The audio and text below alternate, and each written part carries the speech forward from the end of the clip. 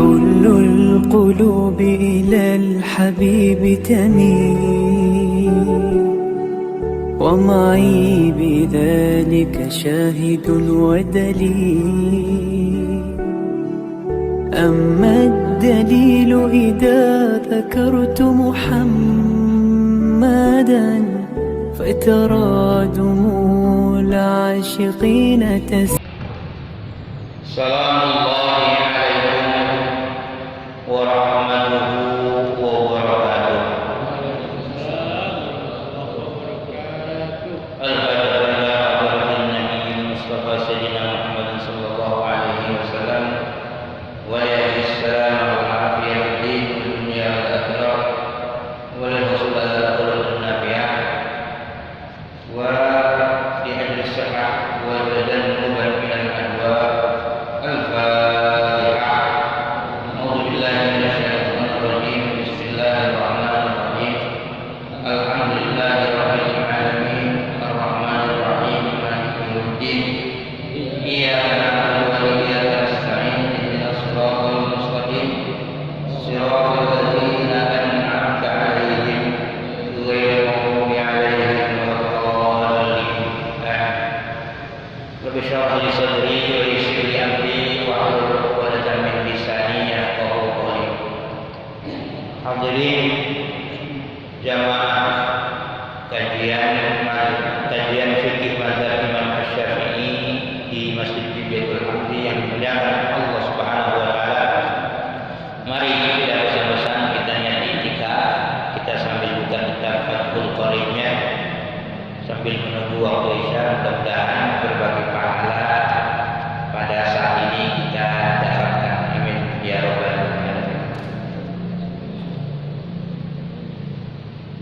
Di bab tentang Jumat yang terakhir, ya, halaman berapa itu kalau ada yang megang kita betul. Waman dakhala al-masjidah. Bismillahirrahmanirrahim. Waman dakhala al-masjidah wal imamu yakhutubu shalla rak'ataini khafifataini thumma yajlisu. Wa ta'biru al-musannifi bi dakhala yufhimu anna al-hadira la yunshi'u salat rak'ataini sawa'un atau la yunshi'u salat rak'ataini sawa'un shalla sunnatal jum'ati aw la wa la yadhharu min hadzal mafhumi anna fi'lahuma haramun aw makruhun, lakinna an-Nawawiyya fi syarhil muhaddabi sarha bil hurmati wa nuqila al-ijma' alaiha atau wa naqala al-ijma' alaiha anil mawardi.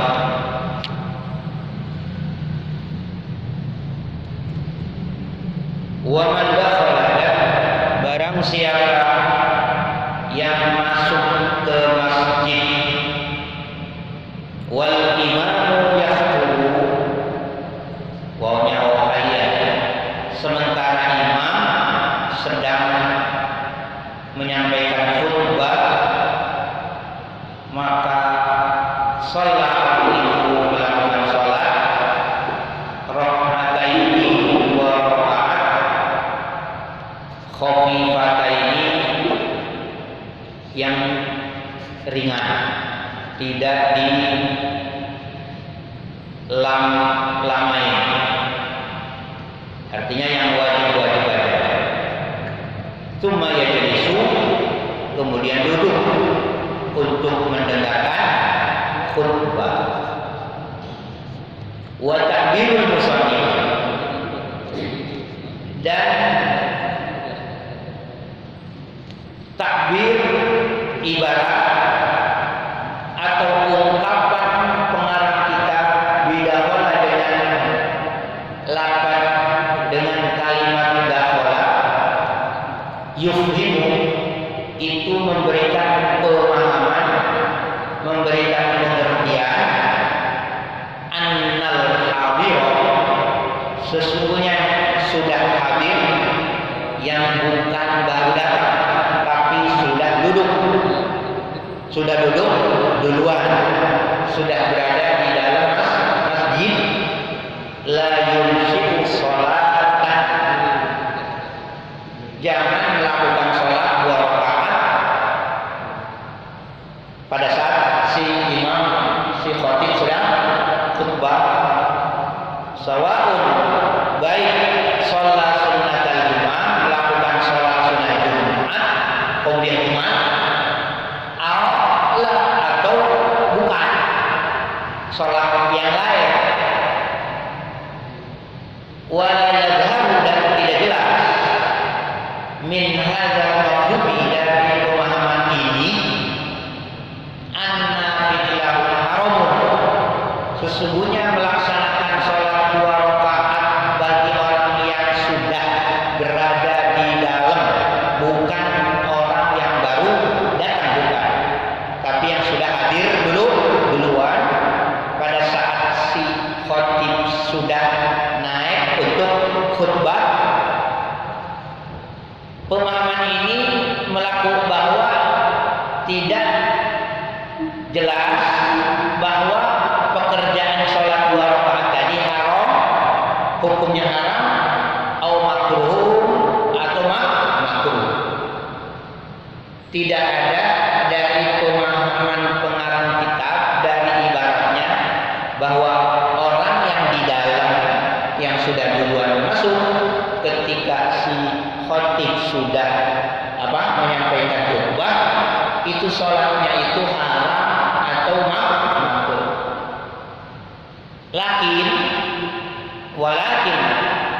Lakin akan tetapi An-Nawawi, Imam Nawawi,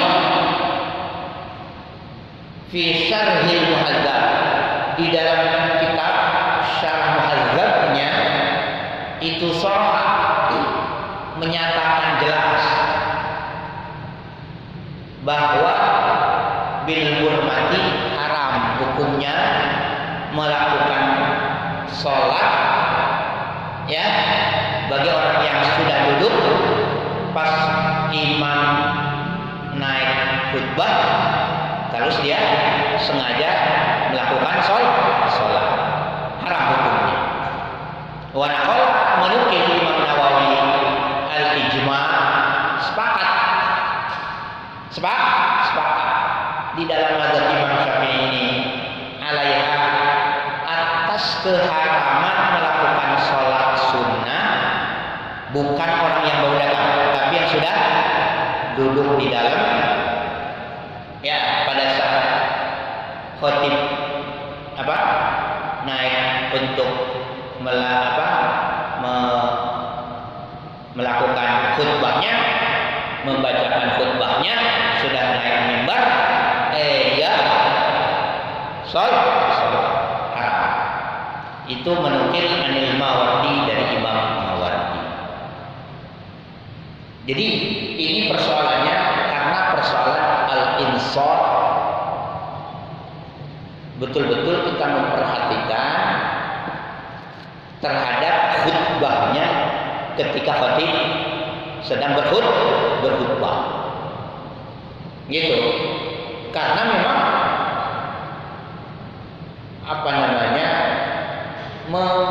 mendengarkan fokus terhadap khutbah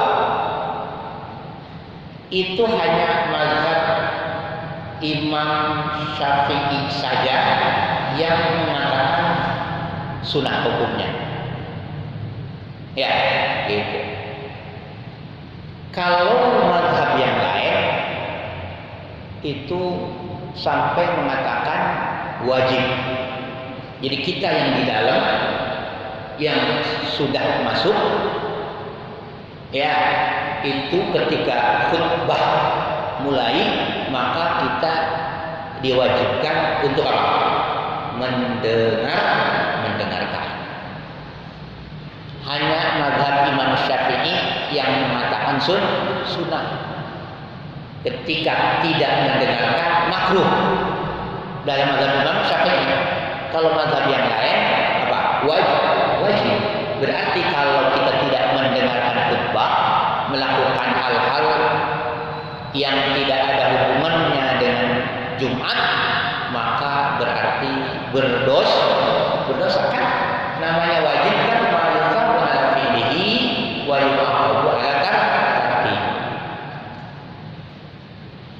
Itu makanya kemudian bagaimana pertanyaannya bagi orang yang baru datang sementara khutbah sudah sedang berlangsung, kita baru nyampe ke dalam masjid. Bagaimana ini? Apakah langsung duduk atau disunahkan sholat tahiyat masjid? Nah memang ini sahabat pun ada yang bingung gitu, karena khutbah itu syarat. Ya, maka wajib kita mendengarkan khutbah Jumat. Kapan mulai wajibnya? Bagi mazhab Imam Malik dengan Imam Ahmad bin Hanbal itu mulainya ketika dia mulai Alhamdulillahirabbil alamin. Mulai apa? Mulai baca apa? Khutbah. Ya, kalau kita kan pakai azan 2 kali, berarti pas setelah azan yang 2 kali, berarti kan ya? Ketika naik mimbar belum. Nah, dalam mazhab Imam Malik dengan Imam Hanbal itu masalahnya mereka kan nggak ada azan 2 kali kan? Gitu. Yang jelas mulainya kan ketika mulai khatib apa? Baca khutbah. Mulai dari Alhamdulillahirabbil alamin. Kan itu ya? Gitu. Asyhadu an la ilaha illallah dan sebagainya. Kalau Imam Hanafi lebih awal lagi. Pokoknya kalau si khatib mulai apa? Naik ke mimbar. Sekalipun belum mulai khutbah, belum salam, baru apa? Naik, udah di situ aja. Wajib apa? Fokus, jangan ngomong, jangan apa?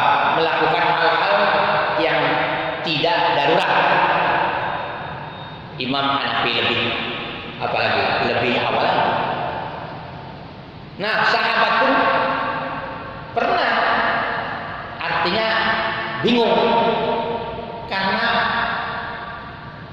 ya al-insat mendengarkan khutbah Jumat itu kan sebuah keharusan, ya, sebuah keharusan. Lalu ada sahabat ketika masuk duduk dia, apakah dia mau sholat tahiyat dulu atau langsung dengerin kan gitu. Tapi karena tahiyat masjid ini sunnah dan sunnahnya termasuk sunnah yang harus jangan sampai ditinggal, makanya makruh kita kalau ke masjid kagak sholat apa sunnah tahiyat. Kita masuk masjid kagak sholat sunnah tahiyat masjid, itu makruh. Sunnah itu ya gitu. Barang siapa yang masuk ke masjid maka hendaklah dia sholat tahiyat masjid. Dalam hadis begitu. Dia disunahkan untuk melakukan sholat tahiyat masjid. Lalu sahabat pada saat itu Nabi memang kebetulan lagi khutbah Jumat. Lalu dia duduk aja gitu. Lalu kata Nabi, bahasa kitanya, ente udah sholat tahiyat masjid belum? Belum ya Rasul, sholat dulu. Sholli rakaatain khafifatain. Sholat 2 rakaat, tapi jangan lama-lama. Yang penting-pentingnya aja. Karena khatib sudah apa? Berjalan. Jadi bagian masuk tetap disunahkan, tapi jangan berlama-lama. Jangan sampai sujudnya lama banget tuh. Itu bentar aja. Segera untuk apa? Mendengarkan khutbah. Ini saking penting khutbah, karena kan khutbah syarat. Makanya sangat disayangkan ada orang-orang yang memperlambat apa namanya? Sholat datang ke masjid. Karaja kalau udah mulai qomat baru. Ya, itu mah dapat pahalanya juga pahala kecil banget. Ya. Padahal dalam hadis kan orang yang pertama datang jam 7 lah, itu udah seperti orang yang berkurban dengan unta, ya kan? Terus sampai telur paling kecil kira-kira jam 11 dan datangnya jam pas, artinya jam pas khutbah lagi naik dia baru datang. Itu mah udah nggak dapat pahala sedekah, udah pahalanya ya pahala Jumat biasa aja. Jadi khutbah itu penting. Ini luar biasa. Makanya kita harus harus paham tentang perbedaan pendapat di kalangan ulama. Ada yang mewajibkan, ada yang mensunahkan. Dalam mazhab kita mendengarkan khutbah itu termasuk sunnah. Tapi dia kalau kita melakukan hal-hal yang tidak ada manfaatnya, maka dia akan membuat pahala Jumat jadi bisa berkurang. Bisa berkurang. Gitu. Pahala Jumat itu kan luar biasa. Barang siapa yang datang dari rumahnya sudah bersuci, bahkan memakai minyak wangi, dia jalan, lalu dia datang ke masjid, sholat 2 rakaat tahiyat masjid, tidak melangkahi pundak, ya, gitu kan. Lalu kemudian dia mendengarkan khutbah Jumat, maka dia akan diampuni dosanya. Langkahnya itu, setiap langkah itu sama dengan berpuasa setahun, puas dan qiyamul lailnya. Pahala orang yang berpuasa dan ibadah sholat malam sepanjang tahun pahalanya. Ya, gitu. Luar biasa. Nah, berarti kalau kemudian tadi di dalam mazhab Imam Syafi'i betul bahwa mendengarkan khutbah bukan termasuk wajib, akan tetapi apa? Sunnah. Tapi kalau kemudian dia melakukan hal-hal yang membuat dia tidak mendengarkan khutbah Jumat, maka pahala yang mestinya dia dapatkan, pahala puasa dan ibadah malam setahun penuh, ya, setiap langkahnya dari rumah kemana? Ke masjid, maka dia akan dikurangi. Bisa jadi nggak dapat sama sekali, gara-gara ada yang tidak dia lakukan. Luar biasa. Karena itu ya mestinya kita harus betul-betul memperhatikan, gitu. Kalau datangnya kita lalu kemudian tidak banyak melakukan hal-hal yang batasan-batasannya yang dilarang oleh agama, kemudian dia langgar dengan cara melangkahi pundak orang-orang, mengganggu, kemudian dia tidak mendengarkan khutbah Jumat, bahkan dia mengganggu orang lain yang mestinya fokus mendengarkan khutbah, gara-gara dia berisik, kemudian orang lain juga tidak bisa fokus mendengarkan khutbah Jumat, maka pahala pahalanya dia pahala zuhur doang. Jadi pahala Jumatnya nggak ada. Gitu. Kata dalam hadisnya dari Abdullah bin Amr, Rasulullah pernah bersabda, "Manik tasala yaumal jum'ati, summa massa min tibi mura'atihi in kana laha, wa labisa min salihi thiyabihi, thumma lam yatakhatta riqaban nasi, wa lam yalqa indal mau'izati kanat kafaratan lima bainahuma, wa man lagha aw takhatta kanat lahu dhukuran." Barang siapa yang mandi sunnah Jumat di rumahnya, kemudian dia memakai wewangian, memakai baju yang bersih, ya, yang bersih, lalu kemudian dia di masjidnya melakukan sholat 2 rakaat, tidak melangkahi pundak jamaah, tidak mengganggu, maka itu menjadi kafarah lima bainahuma, menjadi kifarat penghapus dosa antara 2 Jumat. Bahkan dalam hadis lain dikatakan ada tambahannya, tambah 3 hari, jadi 10 hari. Jumat ke Jumat kan 7 hari ya. Jumat, Sabtu, Minggu, Senin, Selasa, Rabu, Kamis, Jumat. Sabtu, Minggu, jadi 10 hari. Jadi apa? Tambahnya menjadi 10 hari. Itu penghapus dari Jumat ke Jumat. Lalu kata Nabi, barang siapa barang siapa yang melakukan perbuatan sia-sia, ngobrol dengan temannya yang sebelah, ya gitu, melakukan hal-hal yang tidak ada hubungannya dengan Jumat, kanat lahu dhukuran, dia cuma dapat pahala zuhur doang.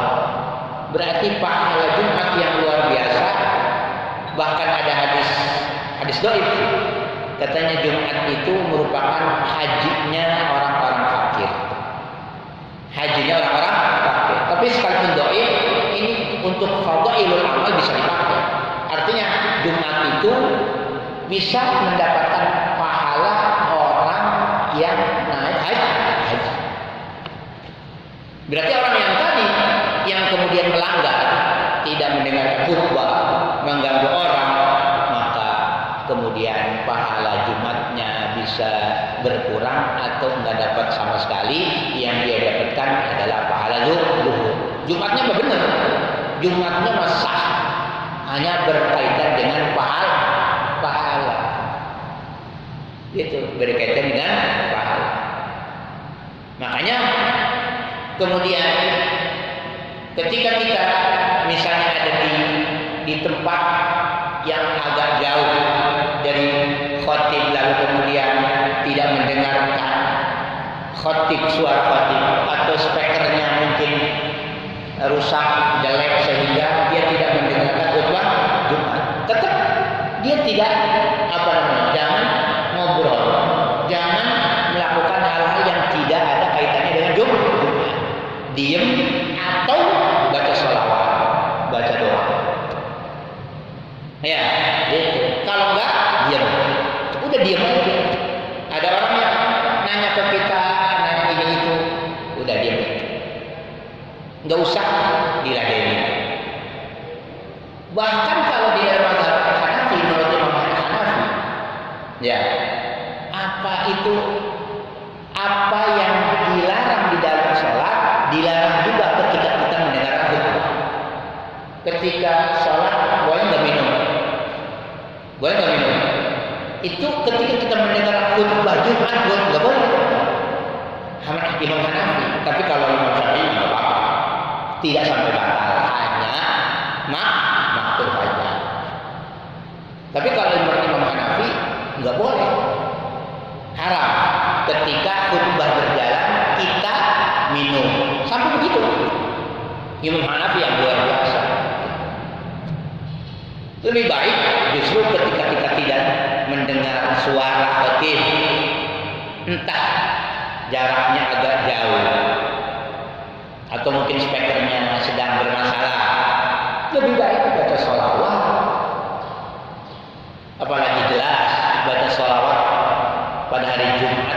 luar biasa. Ya, baca sholawat 1 kali dikasih rahmat oleh Allah 10 man sholla alayya sholatan wahidatan sallallahu alaihi wasallam. 10 Allah kasih rahmat ketika kita baca sholawat. Berdoa, perbanyak doa. Lebih baik memperbanyak doa. Doa di hari Jumat itu luar biasa. Allah rahasiakan ada satu waktu, entah 1 jam, entah setengah jam, entah 5 menit, entah 1 menit, itu rahasia. Bahwa ada satu waktu pada hari Jumat itu kita ketika berdoa maka doa kita diijabah oleh Allah Subhanahu wa taala. Bahkan menurut ulama ada 42 pendapat kapan terjadi. Nah, gitu. Di hari Jumat itu apakah antara zuhur ke asar? Apakah malam Jumat? Ya, apakah ketika pagi? Gitu. Ataukah ketika pas kita sedang berada di masjid? Ataukah ketika si imam mulai naik mimbar untuk khutbah? Apakah ketika antara 2 khutbah? Wallahu a'lam. Gitu. Ya. Yang kuat di antara pendapat bahwa ada waktu ketika kita berdoa pada hari Jumat, doa kita diijabah oleh Allah, itu adalah mulai ketika khutbah naik mimbar sampai selesai sholat. Mulai khatib naik mimbar itu mulai di situ. Doa diijabah oleh Allah Subhanahu wa taala. Sampai kapan? Sampai antuk sholat, sampai sholat selesai, sholat Jumatnya selesai dilakukan. Berarti kan khutbah kan ada di antara itu.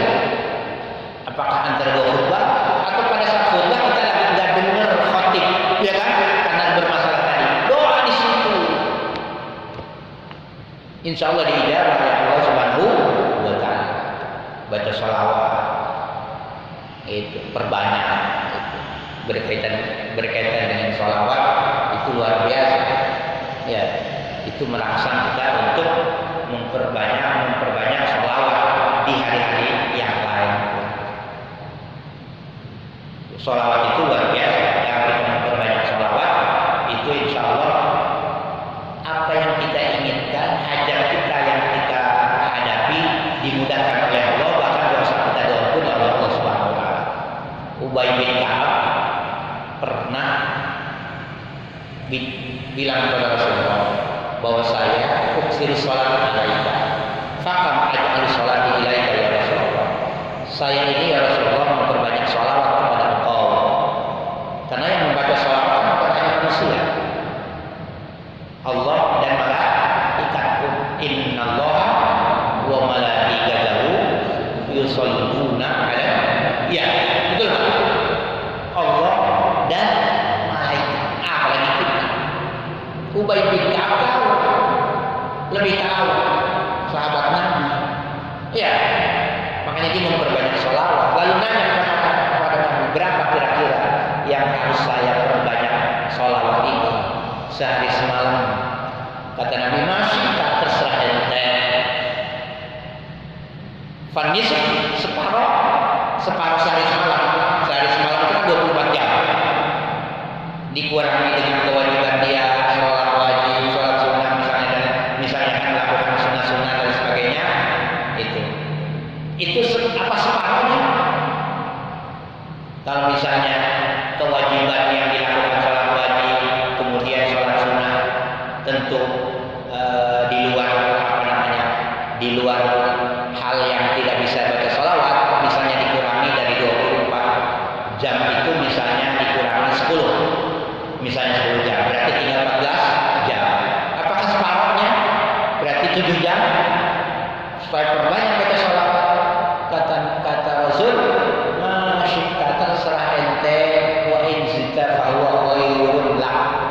Kalau ente tambahin lebih bagus. Apakah 2/3 dari 14 jam? Kan 10 jam sudah dikurangi dengan tidur, ya kan? Sholat wajib, sholat sunnah dan sebagainya. 2/3-nya misalnya dari 14 ke 10 jam setengah. Masih tak terserah ente, kata Nabi. Fa in zita fa huwa khairun lak. Kalau ente tambahin lebih bagus. Kalau gitu udah semuanya. Semua. Artinya selain yang wajib yang tidak mungkin baca sholawat, dia penuhi baca sholawat. Kata Nabi apa? Idzan tukfa hammuka wa yughfaru laka dzambuka. Kalau begitu, tukfa hammuka. Apa yang kau inginkan, Allah akan cukupi. Allah akan cukupi. Wa yughfaru laka dzambuka, dosamu akan diampuni oleh Allah Subhanahu wa taala. Hadis ini sahih, diriwayatkan oleh Imam Tirmizi. Bahkan menurut Syekh Albani hadis hasan. Jadi bisa dipertanggungjawabkan. Nah, daripada kita ngobrol dan sebagainya baca selawat. Makanya ketika khutbah Jumat berjalan, apalagi yang namanya ngobrol, apalagi yang namanya ngomong, ya bahkan ada orang yang salam pun itu nggak boleh, tapi karena wajib sekedar jawab aja. Sampai orang ada ketika bersin pun nggak jawab juga apa-apa. Karena khutbah itu perlu didengerin. Makanya trommel masjid ya itu pas khutbah Jumat mestinya dirubah. Mestinya apa? Dirubah. Sebab kan membuat orang kagak fokus kan gitu. Mestinya dirubah. Ada nggak caranya? Bisa sebenarnya. Bisa nggak? Misalnya sebelum naik khutbah, kalau dalam mazhab kita kan ada azan kedua untuk naikin khotib ke mimbar kan? Bilal sebelum sebelum azan, Bilal ya itu nunggu dulu keliling apa? Keliling baca sholawat itu. Ya, gitu. Makanya perbanyak itu trombolnya. Jangan satu buat semuanya. Kalau bisa satu ruangan ini misalnya bisa 4 atau 5 biar cepat. Cuman Ustaz persoalannya ini kadang-kadang ya, kalau trommel masjid nggak dijalanin ketika khutbah, dijalaninnya sebelumnya, masalahnya orang-orangnya belum pada datang Ustaz. Gitu kan? Gitu ya?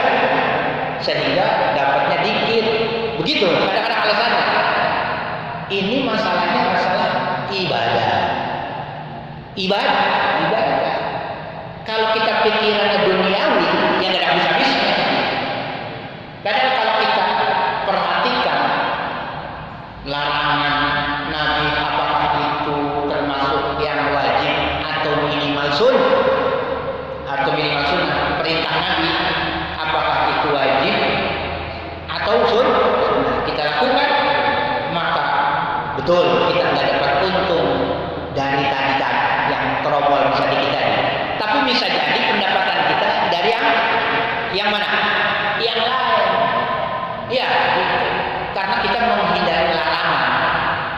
Ingat hadis bahwa barang siapa yang meninggalkan sesuatu karena Allah, maka Allah akan ganti dengan yang terbaik.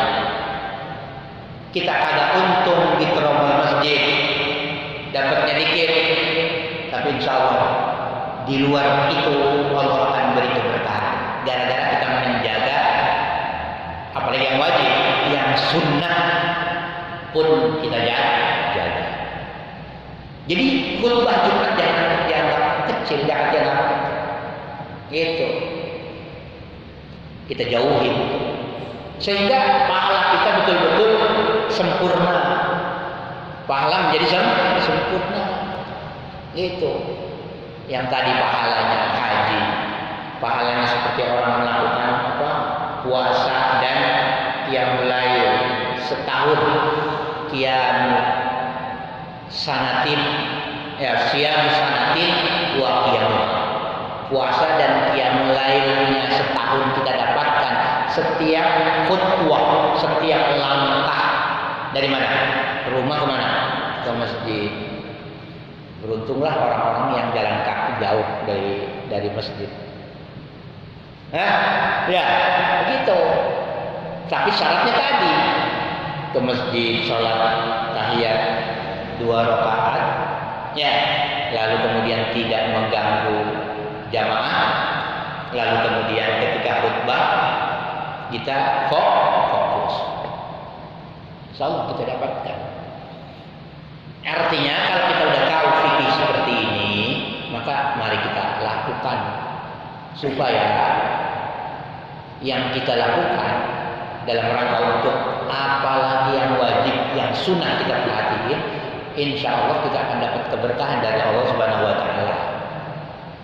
Ya, jangan hanya karena kita merasa waduh ini rugi kalau seandainya tromol kagak dijalanin pada saat khutbah, kalau dijalaninnya jauh sebelum, ya gitu kan, sebelum khutbah, karena jamaahnya pada datangnya apa? Belakangan. Jangan. Kita ambil keberkahan. Kalau berkah nggak bisa dilihat dengan banyak atau dikitnya pendapatan. Biar kata pendapatannya dikit, tapi lancar. Tapi kalau nggak berkah, biar kata pendapatannya banyak, pendapatan tromol masjidnya banyak, kalau nggak berkah, apa yang terjadi? Kegiatan-kegiatan masjid ya kurang bagus, gitu.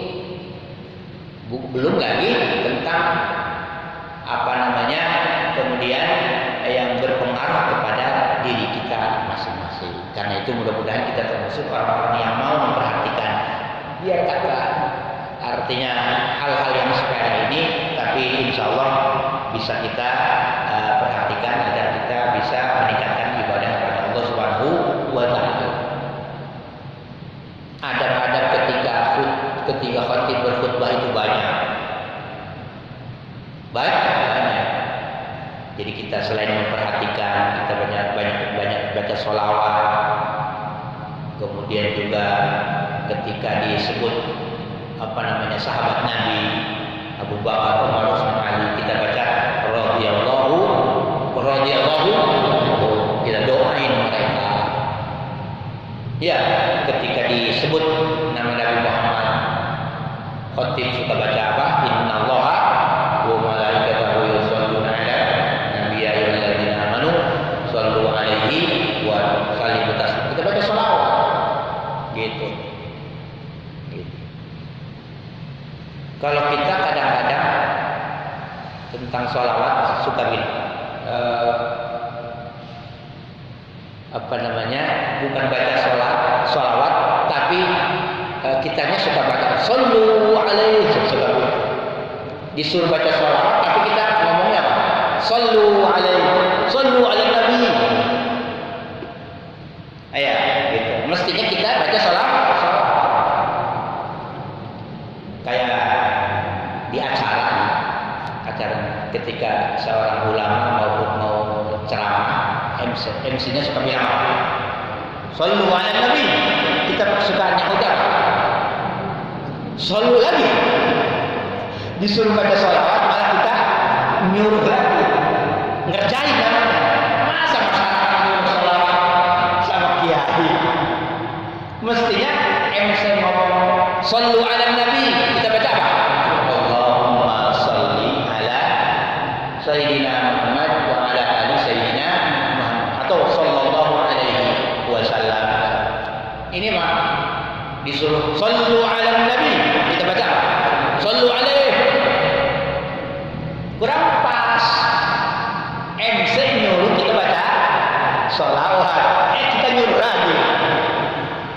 Jadi sekarang udah nggak boleh begitu. Kalau udah tahu jangan begitu, jangan ngikutin orang. Kalau MC ngomong shallu ala nabi, berarti kita apa? Sholawat. Allahumma sholli ala sayyidina Muhammad atau sallallahu alaihi wasallam. Sholawat banyak. Gitu. Ya. Jadi adab tata krama baca banyak kemudian ketika khutbah banyak juga kita lebih baik berdoa begitu, sehingga mudah-mudahan doa kita dijawab oleh Allah Subhanahu wa taala. Gitu. Ini persoalan ketika khutbah berjalan. Sekalipun di dalam mazhab kita itu yustahab, disunahkan mendengarkan. Artinya ketika ngomong kita enggak sampai batal, enggak sampai haram, hanya sekedar makruh dalam mazhab Imam Syafi'i. Akan tetapi bisa menggugurkan, menghilangkan pahala juga. Itu kan faman lago wa man lago fala jum'atalah. Barang siapa yang lakukan sia-sia, ngobrol dengan temannya, apakah canda, fala jum'atalah, maka dia tidak akan mendapatkan Jumat dengan sempurna. Artinya pahalanya bisa berkurang. Nauzubillah min dzalik. Mudah-mudahan kita tidak termasuk. Ya, mulai Jumat besok kita perhatiin bahwa khutbah perlu kita fokus dengerin. Enggak kedengeran, lebih baik diam. Wallahu a'lam bishawab. Saya kira ini terakhir tentang Jumat ya. Nih, kedepannya faslun wa sholatul idain, tentang sholat Id. Ya. Waktu sudah berapa ya? Masih 5 menit. Barangkali silakan. Ada pertanyaan berkaitan dengan Jumat, barangkali silakan. Ya, silakan. Ini tentang khutbah, bagaimana khutbah di mana-mana di sini atau di mana-mana. Bagaimana khutbah itu antara khutbah dengan antara khutbah dengan sholat itu panjang khutbah, sedangkan dalam hadis waqat ini sholat taksir khutbah itu gimana? Iya. Jadi seyogyanya, sebaiknya memang khutbah itu jangan lama-lama. Yang paling penting aja. Makanya pengurus masjid itu bagus kalau kemudian suka membuat tulisan, misalnya khutbahnya 20 menit atau 15 menit gitu kan. Itu bagus dalam rangka untuk menerapkan hadis Nabi tadi bahwa khutbah ini seyogyanya jangan panjang-panjang.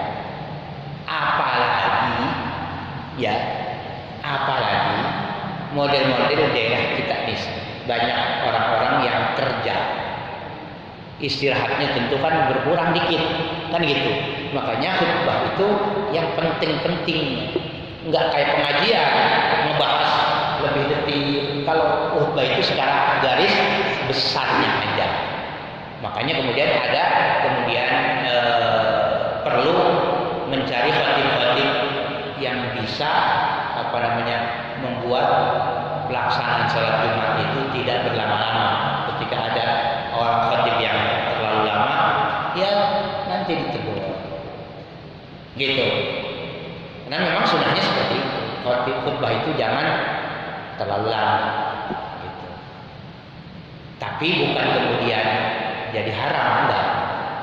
Artinya itu mengurangi kesempurnaan Jumat. Kenapa? Karena kan jamaah jadinya gelisah. Kalau udah jamaah gelisah, berarti dia nggak fokus mendengarkan khutbah. Kalau nggak mendengarkan khutbah dengan fokus, masuk lagi tadi yang kita bahas tadi, jadi makruh menurut Imam Syafi'i. Menurut yang lain bukan makruh, jadi apa? Jadi haram kan? Gitu. Pada prinsip misalnya kan gitu. Gitu. Makanya di situ tanggung jawab DKM, pengurusnya yang ngatur di situ. Ya, gitu. Ya, silakan nyalain. Ya, silakan.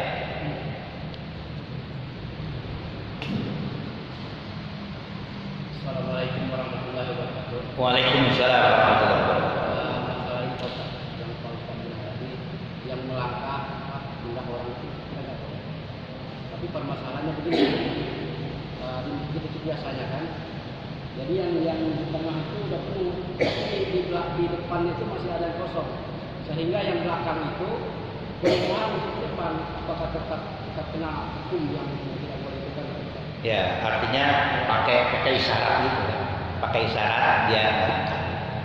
Jadi yang belakang itu kan berusaha dilihat di depan kosong, dia pengen ke depan gitu, kena yang ini tidak mau maju. Nah, jadi gini, yang pertama yang perlu diperhatikan pengurus masjid juga di situ. Pengurus masjid jeli, artinya ngelihat yang masuk di depan masih kosong, maka dia himbau kepada jamaah untuk segera apa? Untuk segera apa? Ke depan. Itu tugasnya pengurus masjid untuk ngasih tahu ke jamaah agar supaya jamaah kemana? Pada ke depan. Kita bilang tolong jamaah yang ini masih kosong tolong diisi untuk menjaga agar jamaah yang belakangan dapat tempat dan tidak mengganggu jamaah yang lain, gitu kan?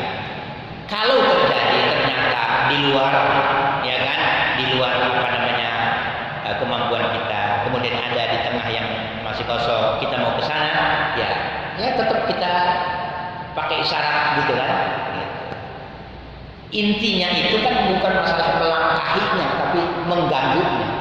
Orang kalau begini kan yang dilangkahi nggak ada omongan, merasa nggak enak, terganggu. Tapi kalau udah ada isyarat, tidak mengganggu jadinya. Jadi intinya mengganggu dan tidaknya. Sebetulnya di situ. Tapi salah satu mengganggu ya tadi dengan melangkahi apa? Pundak tadi itu kan. Gitu.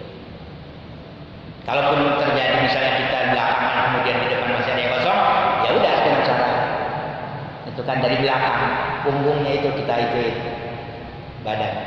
Artinya permisi lah istilah. Gitu. Makanya di sini jeliknya pengurus di sini. Pengurus di sini jeliknya. Supaya betul-betul sempurna Jumat, maka pengurus itu harus perhatikan. Di antaranya tadi biar di depan itu jangan sampai apa? Kosong sementara di belakang penuh. Gitu ya. Mana? Udah ya. Saya kira waktu udah masuk ya. Saya kira ini, udah. Saya kira ini yang bisa kita sampaikan. Mudah-mudahan sekalipun hanya dikit, tapi insya Allah menjadi referensi bagi kita sehingga ke depan kalau kemarin kita ternyata melakukan hal-hal yang ternyata kurang tepat, maka kita rubah. Kalau seandainya kemarin pas, maka itu berarti kita tambah yakin bahwa ibadah kita betul-betul sesuai dengan apa yang diatur oleh agama, ya, melalui fikih kan itu kan, pintunya pintu fikih, sehingga mudah-mudahan kita yakin bahwa ibadah kita sempurna, ya, mudah-mudahan. Saya kira ini kita tutup dengan doa majlis. Subhanakallahumma wa bihamdika asyhadu an la ilaha illa anta astaghfiruka wa atubu ilaika. Al-Fatihah. A'udzu billahi minasyaitonir rajim. Bismillahirrahmanirrahim. Alhamdulillahirabbil alamin arrahmanir rahim maliki yaumiddin. Iyyaka na'budu wa iyyaka nasta'in ihdinas siratal mustaqim siratal ladzina an'amta 'alaihim ghairil maghdubi 'alaihim waladdallin. Amin. Ilahil karim Allahumma shalli ala sayyidina Muhammad fil awwalin wal akhirin. Barik wa sallim ala sahabati rasulillah ajmain. Allahumma shalli ala sayyidina Muhammad wa ala sayyidina Muhammad. Allahumma anfa'na bima 'allamtana wa 'allimna ma yanfa'una wa zidna 'ilman katsiran nafi'a. Allahumma rizqna rizqan halalan thayyiban wasi'an mubarakan bi kulli mashaqqatin wa nasab. Allahumma ihfazna wa ihfaz ahlana wa ihfaz diyarana min kulli bala'in wa waba'in wa makruh. Allahumma inna nas'aluka al-'afwa wal 'afiyah fi dinina wa dunyana wa akhiratina wa ahlina wa amwalina. Allahumma hassil maqasidana wa muradana. Allahumma minna ad-du'a wa minkal ijabah. Rabbana atina fid dunya hasanah wa fil akhirati hasanah wa qina adzabannar. Bi fadli subhana rabbika rabbil izzati amma yasifun. Salamun alal mursalin walhamdulillahi rabbil alamin. Assalamualaikum warahmatullahi wabarakatuh.